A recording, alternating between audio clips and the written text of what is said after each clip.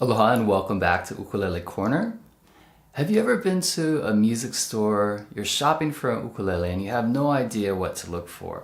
Let's go over a few things that I think are really the key elements to look for to tell what the quality of the instrument is, beyond of course the price of the instrument.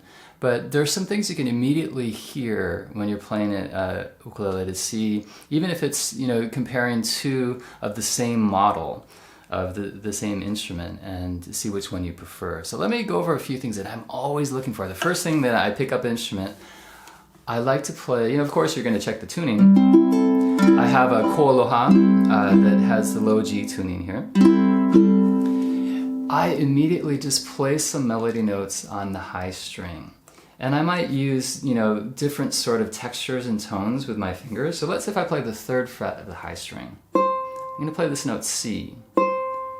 And I listen for, is it a warm sound? Is it a thin sound? I try to do a really nice, I go for a warm sound with my right hand. Whether you're going to use your thumb, I'd use the fleshy pad of the finger. Or if I'm using my index finger, maybe I do a soft rest stroke. I play into the note, just try to get a deep sound. Just see what kind of tone. Some ukulele will sound very thin. So I'm going to just test that out. And I might play some notes going up the high string. And immediately, I listen for sustain. So the things we're looking for is a warm sound in general, good sustain, and then really important is intonation. Is it in tune? Many instruments go really sharp as you get up high up the fingerboard. So I've played up to the high string, the 12th fret. I'm going to play a harmonic there and test the note.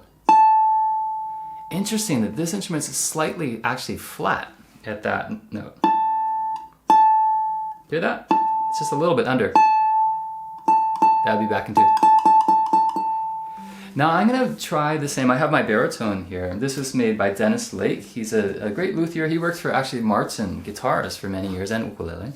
And he, in the Big Island, I actually asked him to make this instrument for me. It has a very thin neck, and it's based on the style of what Benny Chong uses, a dear friend of mine, a great jazz ukulele player. So I'll just start doing the same thing. I'm going to play up the high string, testing out the sound. Great sustain. It has a very mellow, warm sound, a characteristic of the baritone. Let's check that harmonic note. It's pretty close. I try it on the other strings. So the intonation when you get higher up to the fingerboard is pretty good with this instrument. Now I have a Soprano here that's by, this is like a starter ukulele. This is like what I had when I was at Makawao School on Maui in 5th grade. It's just a little Soprano. It's made for strumming, and I wouldn't think of this as an instrument to do a lot of fingerstyle playing and playing in a high register, and I'll show you why. This is, I don't know, maybe like a $50 ukulele or something like that. It's a beginning instrument. I think it's meant a lot for strumming.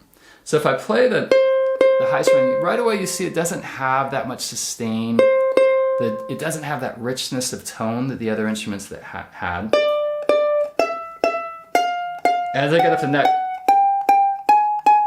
and we do that test at the 12th fret, whoa, it's like in a whole nother stratosphere there when you play the harmonic note versus the fretted note.